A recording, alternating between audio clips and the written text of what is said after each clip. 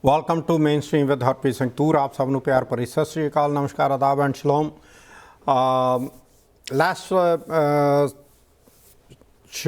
Last Tuesday when I did my show, we were talking about independence of India and what happened, and I'm going to continue a few things on that.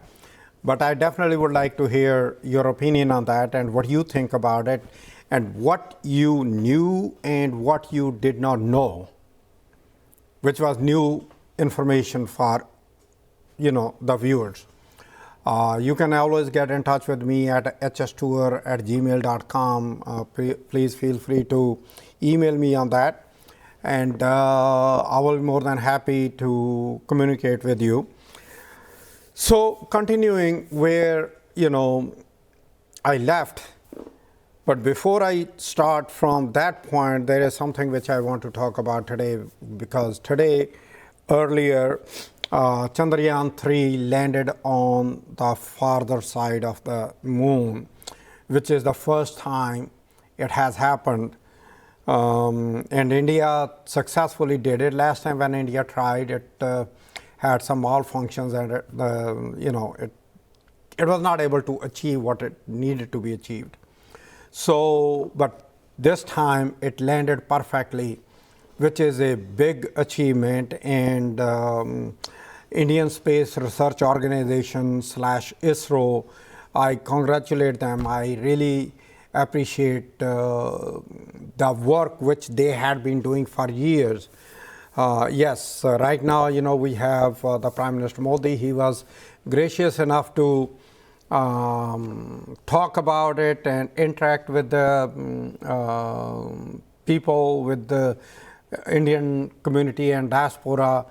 But let me also mention something here, that it is more from electoral point of view than anything else. And I will give you the reason for that. Some of the people who have been following these developments, that how the first nuclear blast by India, which took place at Pokhran in 1978, they showed the picture of one dead crow at that time, and the next explosion took place during Honorable Atal Bihari Vajpayee, the Prime Minister of India at that time. And immediately after the first explosion, there were sanctions against India, and a lot of things happened. And when international sanctions happen, things do happen, okay? And but anyway, so slowly but surely things changed, the life changed, because life has to go on. And what happened was that some of those sanctions, they were relaxed, and then Atal Bihari Vajpayee, when he did that, it was more for political reasons than what was going to be achieved at that time. Yeah, because technologically we have advanced so much. Even today, in one of my shows, I talked about artificial intelligence, that how it can put the pieces together. But staying on the topic, when India was planning to have its rocket land on the moon, it was during Prime Minister Manmohan Singh's prime ministership when the whole project was planned, and India was looking for assistance to have. There is a special technology, propulsion technology, which is used to propel the rockets to go further, where they can then go into the circle, go into the lunar gravity, and then land. Of course, America refused, because America still had Pakistan and Taliban, not the Taliban, the Afghanistan, and they had their compulsions. And of course, China will not give it to India. And Even Russia refused to provide that technology. The reason I'm mentioning this is because I want you to understand that how international politics and international interests, they change. And let me mention here also that I think it was 1974 when China was developing its nuclear capabilities on full speed. Russia actually wanted to bomb that location where China was developing it, and it was United States who stood and took a stand that no, you cannot do it, and Russia never did it. And today the shoe is on the other foot. China is dominating the area. Russia is entangled in the Ukraine war, and it is a messy war. We don't know what would happen. It is already a year and a half past, and it's going to be a long war, no doubt about it. Originally, everybody thought 3 to 4 days, maybe a week, but no. And again, going back to before we talk about this war, so India had to develop its own technology. So at that point, ISRO was given the funding and full backing of the government, which was continued by the current Prime Minister Narendra Modi's government, to make that program successful. And what we are looking at today is the hard work of those scientists who had been working on it for so long. And I also have to give a credit to the Punjab Chief Minister Bhagwant Singh Mann, who actually had the vision of bringing the science to Punjab, that he picked up the teachers and the students from throughout Punjab. Before the launch of Chandrayaan-3, they were flown into ISRO so that they can watch it. And they are actually working on getting some kind of museum and some other related things in Punjab, so that the people of Punjab, the educated people of the Punjab, or the next generations of Punjab, they can get actually involved and excited about the science. So instead of coming into Western countries, where I have seen even the people who are well educated, they look for that. If you ask them, even the programmers, I have seen some of them, they are like, well, I'm just going to go into trucking, you know.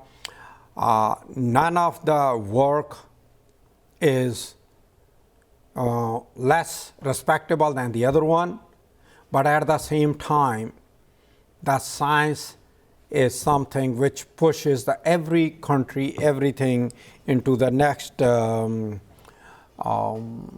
level. And Western countries are sitting here where they are sitting because they spend so much money on research and development and technology. And that is something which personally I'm looking for to be done in India, especially in Punjab, because Punjab has always been the last state to be, you know, given any credit or any thought about it. So again, congratulations to ISRO, to the Indian government, and those scientists who actually worked day and night. Like I mentioned, that we are going to talk about the freedom of India when Pakistan was created, and then in 1971 Pakistan got broken into. There was Pakistan, East Pakistan, West Pakistan, and then in 1971 war, it was Pakistan and Bangladesh. And you know, I always share this thing. There was a gentleman, you know, who was a stand-up comedian. Those people who don't know what stand-up comedy is, there are places in different cities where an individual goes on the stage and makes jokes and fun. And this gentleman, you know, he actually, there was actually a documentary, and I was also part of that documentary, which was done by CBS in 1993. That documentary was named actually Desis, South Asians in America. And during that documentary, I met him, and he made a big joke at that time. He was, well, I was talking to my dad, and he said first he was Indian, and then he became a Pakistani, then he became a Bangladeshi, and now he is a U.S. citizen, and now he is a U.S. citizen. And technically speaking, what country's citizenship he actually holds. So those are the tragedies which are not being discussed. Those are the tragedies which the families went through. And like I mentioned last time, out of the estimations, because actual numbers nobody knows, about million plus people got killed. Out of that, 80% were Punjabis. Let me say again, those who died, 80%, those were Punjabis. Yes, they were from different faiths. They were Sikhs, Hindus, Muslims, and maybe some Christians. But nobody wants to talk about. The reason again is because majority of those people who really died in that transfer of powers, like they call it, those were the Sikhs. And the rest of the 20%, those were from Bengal. There were no riots on Gujarat side because the border, actually there is nothing for miles between the border because of the Thar desert.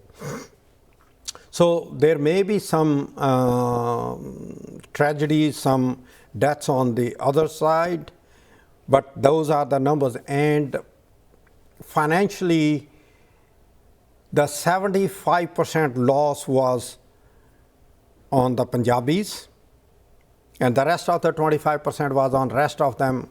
Majority out of those 25, majority were Bengalis. And like I mentioned again, let me reiterate it again. I'm talking about Punjabis and Bengalis irrespective of their faith.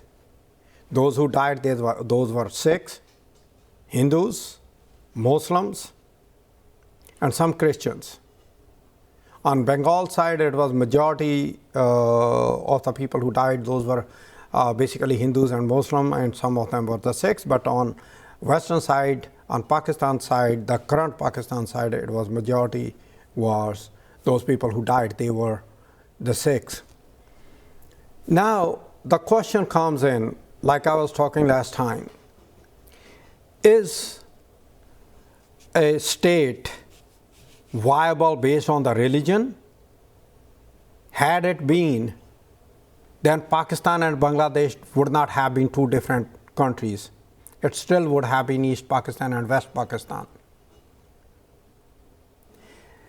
The Sunnis and Shias, they have their own argument, their own fights. Within Hindus, even though right now fanatically India is moving into wrong direction based on what I read and what I see, because when you see that the minorities being killed in Manipur and for more than 75 days nobody really knows about it, and then finally when no confidence vote was forced on the Prime Minister Narendra Modi, he made a statement in the Lok Sabha about, oh, Manipur will be peaceful next year. Why next year? So for me, the question comes in then, when I talk to the people talk about Khalistan, even though at the 1947 there was a discussion on that also, but at that time there was not a single city or state where Sikhs were in majority. Number one. Number two, the leadership at that time never thought about the circumstances which changed so rapidly, and some of the leaders of the time, they actually decided to create it. And Muhammad Ali Jinnah, who till about February of 1947, he was still indirectly talking about pressuring the Indian National Congress of the time that they should be sitting with the Muslim League to have a proper solution instead of division of India. And I'm not blaming any single party, but both of the parties, they are supposed to be, they had their issues and they need a further discussion needed on that and further research is needed on that. But in the meantime, we do have a caller online. Let us see what he has to say. I think I lost the gentleman. Yeah, I did. Sorry for that. So the question comes in, when we talk about it, the partition and the tragedy, the women and the men, some of the the household members, they decided to, convert to the faith of the land instead of migrating because of their families, and they were actually literally given the choice: either you become one of us, or we are going to kill you and rape your women and the girls and this and that. And the people who took the decisions at that time, just think about it. Just think about it. And whenever this religious fanatical card is played by any group, we need to think more about it, especially in today's world where everything is right here in our hands, and it has literally eliminated the borders. The physical borders may be there, but otherwise there are no borders left anymore. And there are few tycoons, if I may say so, who actually control majority of not only the money but also how the people will react. And I'm talking about now, Mark Zuckerberg, I'm talking about Elon Musk, I'm talking about Bill Gates, and I'm talking about Google. And these are the four companies which are basically dominant.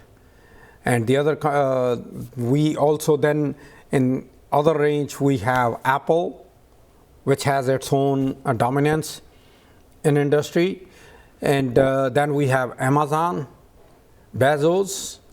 So there are very few people left. And I sometimes laugh at it that there was time when we used to watch this James Bond movies, which still come out, and they try to show how one person is trying to dominate the world, and that's where we are heading. Indirectly, we are already at that place where we don't know. Sometimes it is hard even for me to find what the facts are. Because you get one information on one side, on the other side you get another information. I will tell you today's incidents that how media exploits. Our current president, with all due respect to everybody, he was in Maui in Hawaii, the one which got devastated by the fire and the people lost their lives. And he's sitting there and he's listening to the speaker. And yes, when we are listening to the speaker, we may not be looking at the speaker all the time. Even I don't do. Sometimes, I just sit down like this and I'm thinking and I'm listening. It doesn't mean I'm sleeping.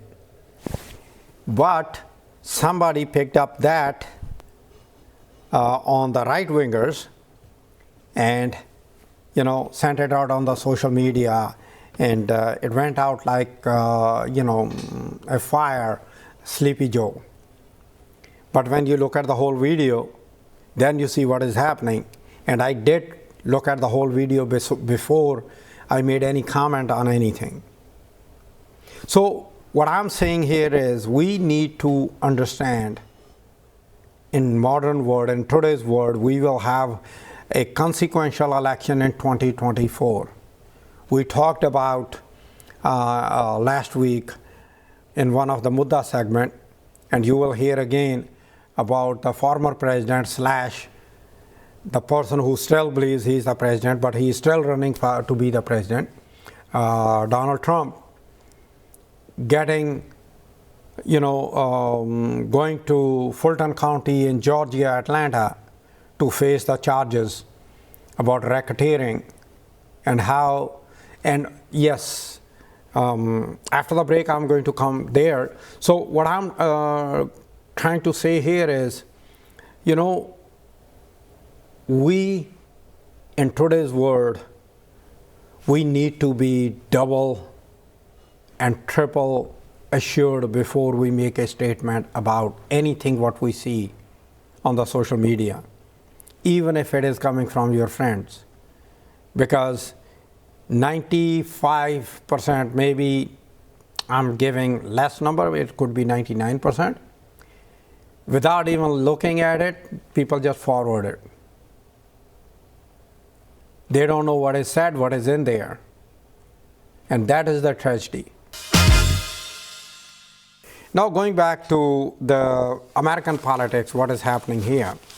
As you know that Trump and other co-conspirators, they were actually charged in Fulton County, Atlanta, Georgia, in 2020 case. Thursday in the evening, sometime, the former president is going to go and surrender, and he already has strict instructions from the judge, who happens to be a young, and even though we should not be discussing it, but based on the track record of the former president Donald Trump, whenever the judge is not a white person, he names them and he puts their information out there, and if the person is still white but against what he is doing, he puts out their information also. And he already said that the Judge Chutkan in Washington D.C., who happens to be African American background, that she's not going to give him the fair trial just because he's saying that she happens to be black. But in this case in Atlanta, Georgia, where a $200,000 bond has been set up, in previous 3-1 he doesn't have to post any bond, but this time he has to, a $200,000 bond. There probably is going to be a mug shot as well as the fingerprints of him, and he also got the instructions that he cannot communicate with the other defendants, he cannot threaten anybody, including the witnesses, and he cannot use any social media post in that fashion. And the judge who put this out happens to be a white, probably a Caucasian, appointed by a Republican governor to the judgeship. So we'll see how it goes. Because right now, after the whole deal came out, he's still a little bit calm.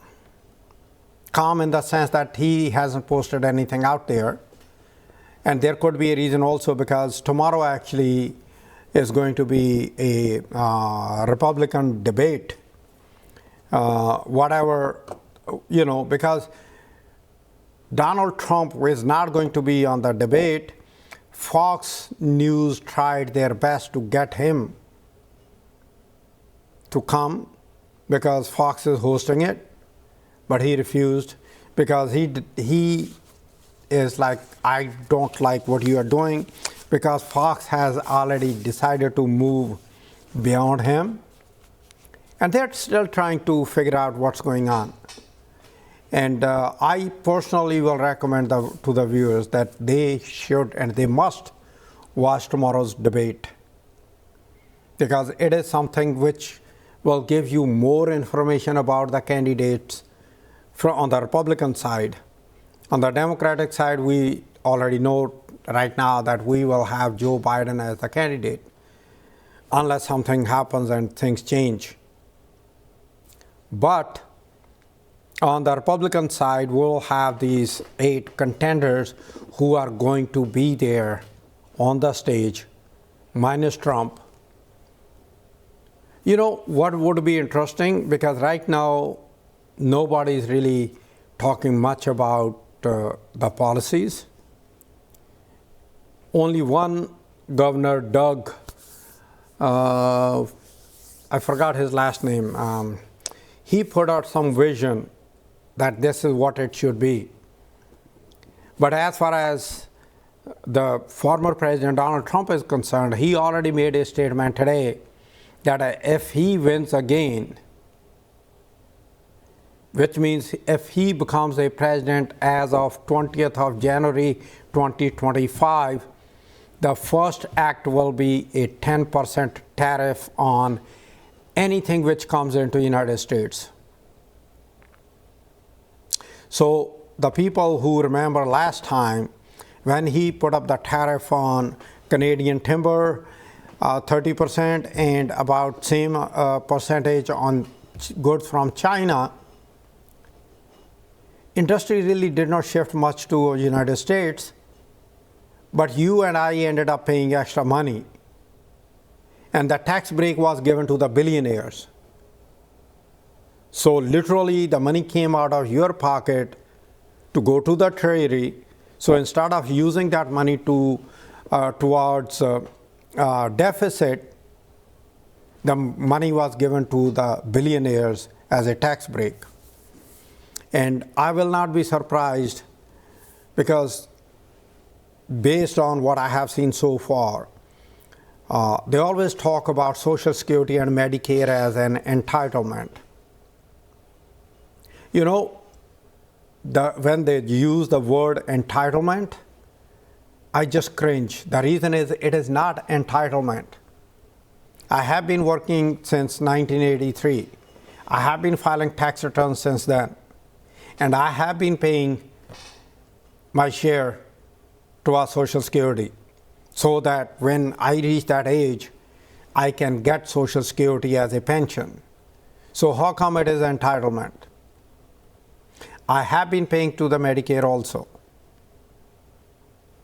You know, you are giving billions and billions of tax breaks to the pharmaceutical companies, but a person like you and me, for us, when we get something, any break, if we get some, it is called entitlement. So that's number one, my objection. So you will see definitely that kind of stuff happening. And also remember last time, you know, they were talking about to come up with the alternate plan of, Obamacare.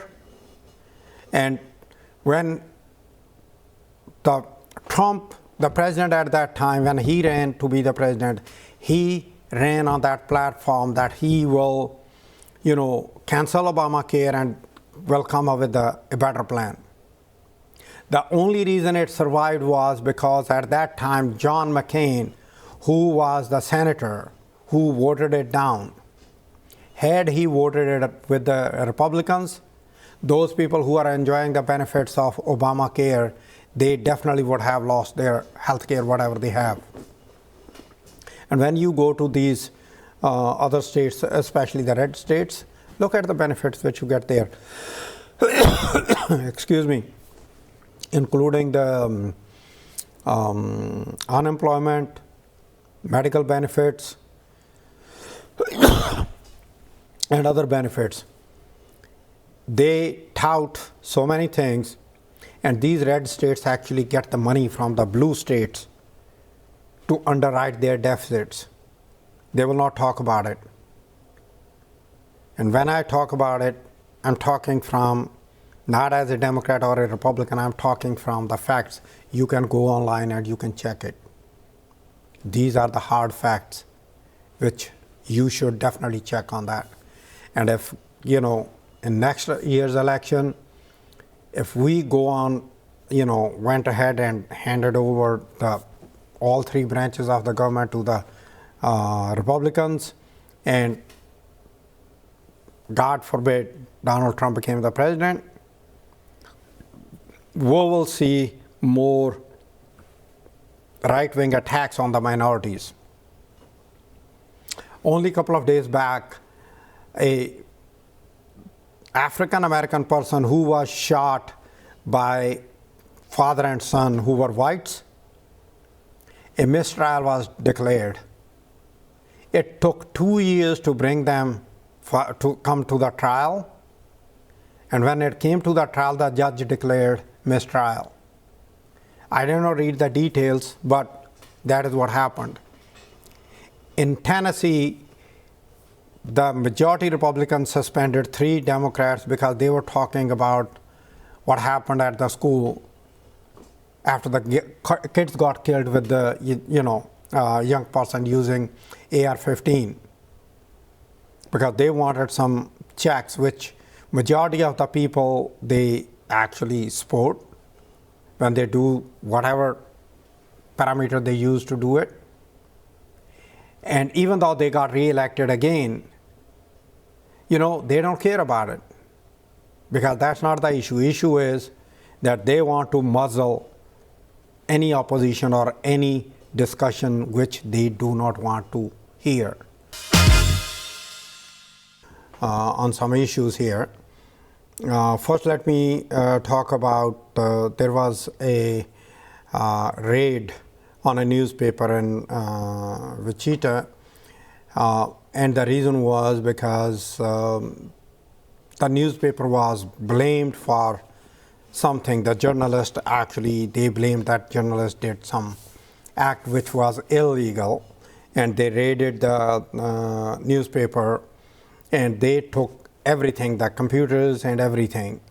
The reason was because it was about misconduct by the police of that town. And throughout the United States, it was on literally every newspaper, every channel about it, that this is what happened. And 3 days later, the police of that town apologized and returned everything.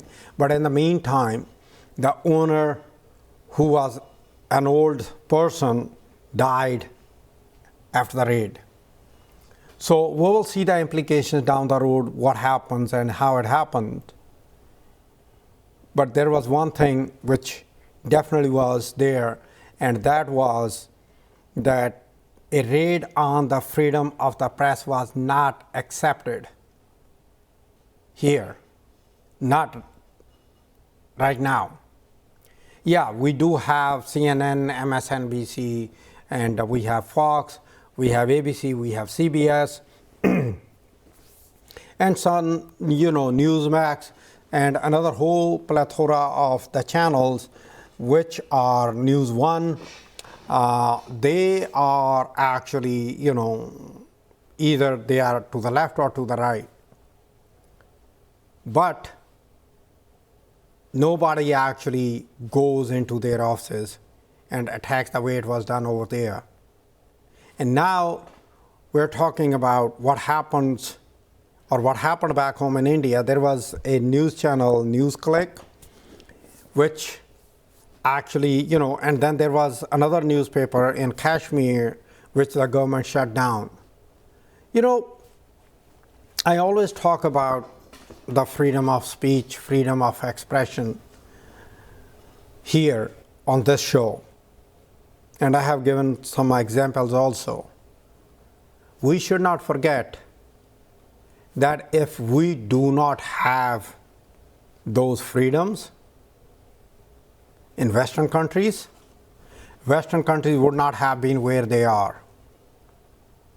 And interestingly, every year in Washington, D.C., there is a dinner hosted by the media, where they make the fun of the sitting president openly. The only president who did not attend that was the former President Donald Trump. And then COVID also shut it down. And this year when they conducted, I just love it. I enjoy that how they make the fun of the sitting president, and the president actually is sitting and listening to what is talked about him on his back. And then the president himself goes to the mic and makes fun of himself as well as some of the people within the media, which is great. The reason is, again, it's that freedom which made these countries what they are. Just imagine if your speech is muzzled, what happens? Which means literally it has its own effect. Because your speech, you are not free to speech, you will have to think twice before you say something. So when you start thinking what you say, then your energies and your thinking is actually controlled into a very close-minded situation. And that actually then triggers the further, if I may say, non-expansion of your thoughts, your brain power, to explore the impossibles. The scientists are close to to find the fifth side or fifth element, something like that. The fifth force, actually, in the universe. Just imagine if there was a crackdown on the thoughts and freedom of expression and everything, what would have happened? There are still Christianity which believes the earth is flat, even though they always see these images from the satellite where the earth is round. I still remember, and I'm pretty sure still in certain parts of India, they still talk about, whenever an earthquake takes place, that there is a bull which is holding the earth on its one horn, and whenever it shifts the horn, that's when the earth shakes. That's what we were being told. Excuse me, just bad throat. So that's why it is very important about it. And before I close today's show, I'm going to go back to that segment, the last week's segment, and the initial segment about where I talked about, division of India in 1947, where Pakistan was created. The discussion about the Sikh Empire, or Sikh state, it was there, it is still there, but the issues, when we really look at it, even Muhammad Ali Jinnah was not 100% for Pakistan till Muslim League lost the election and Indian National Congress decided not to entertain them at all. And that's when he came up with the idea. Britishers were looking for the fodder to feed their Second World War, which means the soldiers, and they needed the soldiers from India. So Muslim League provided them that, Muhammad Ali Jinnah reached out to the then government, and that promised them that they will. And then Akali Dal also reached out and provided them the soldiers. And that's what we see during World War II. Sikh soldiers fighting on the front lines with the other soldiers from Europe. And interestingly, which was discussed, that how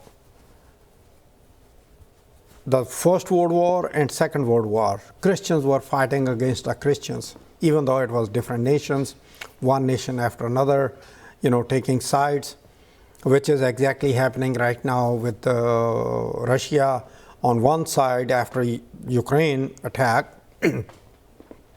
and Western countries, or the Western bloc, like they say it, they are fully behind Ukraine.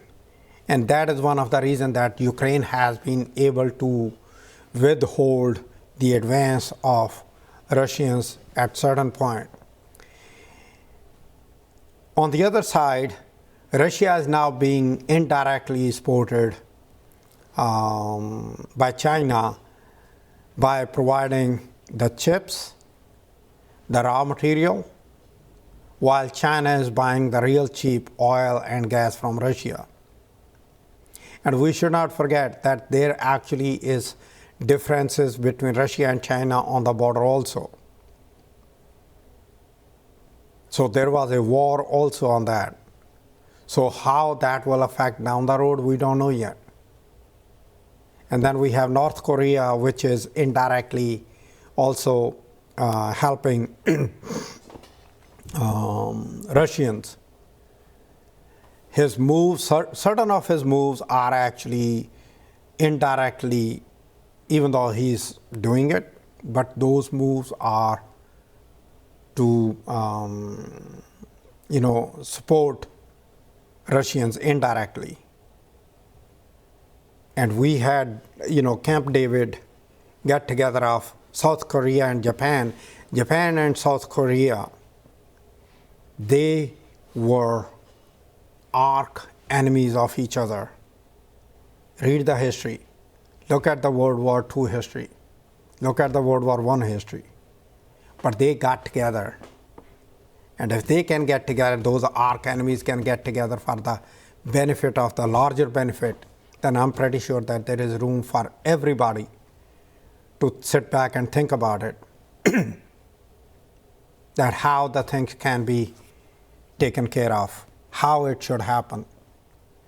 And at the end, again, anybody, whether we are in India, we are in Pakistan, we are in Punjab, whether we have Jan Sangye, we have Bajrang Dal, we have Shiv Sena, we have Hanuman Sena, we have extreme elements within the Muslim country, we have Taliban, and then these people within Punjab who are looking for the Khalistan, excuse me, they need to look at, would that be a viable solution?